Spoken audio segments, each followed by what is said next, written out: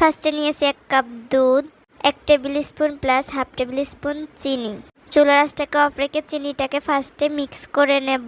দেন এখানে দিয়েছি 2 table spoon butter. আরে পড় না ভাই, বাটারটা এখানে পড়ছিল না তো সোজা আঙুলে ঘিনে উঠলে আঙুল বেঁকাতে, তার জন্য আমি এখানে চামচটাকে ওইটাদেরকে বের করে নিয়েছি। দেন এটাকে চুলাটা এখন অন করে এটাকে আর কি মিক্স করে নেব। দেন বাটারটা গলে গিয়েছে, এরপর সামান্য একটু নুন দিয়ে নিয়েছি।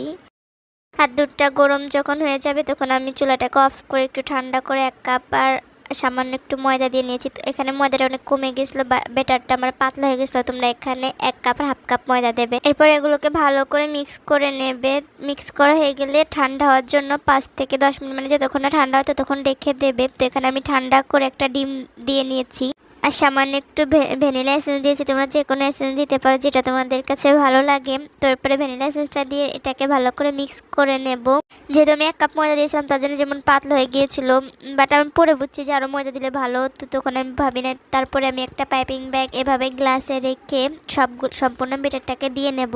আর পাইপিং ভিতরে কিন্তু আমি নজল দিয়ে নিয়েছি। তোমরা যে কোনো নজল চাইলে দিতে পারো। নজলের নাম্বারটা আমার এখন মনে নেই, তো তোমরা যদি জানতে চাও তো কমেন্ট করো, তখন বলে দেবো। দেখো এখানে কতটা নরম হয়ে গেছে, একা একাই বেরিয়ে যাচ্ছিল।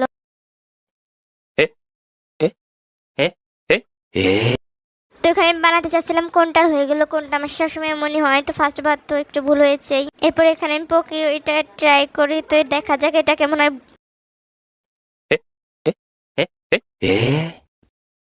দেন এগুলোকে এখন ফ্রাই করে নেবো। অনেকখানি তেল দিয়ে নিয়েছি, এরপরে এটাকে দিয়ে নেব। তো আমি জানি যে এটা আর কি মানে একটু ভাজার পরে বেকিং পেপারটা একাই খুলে আসে, বাট আমার সময় খুলতে আসছিল না, বুঝছো।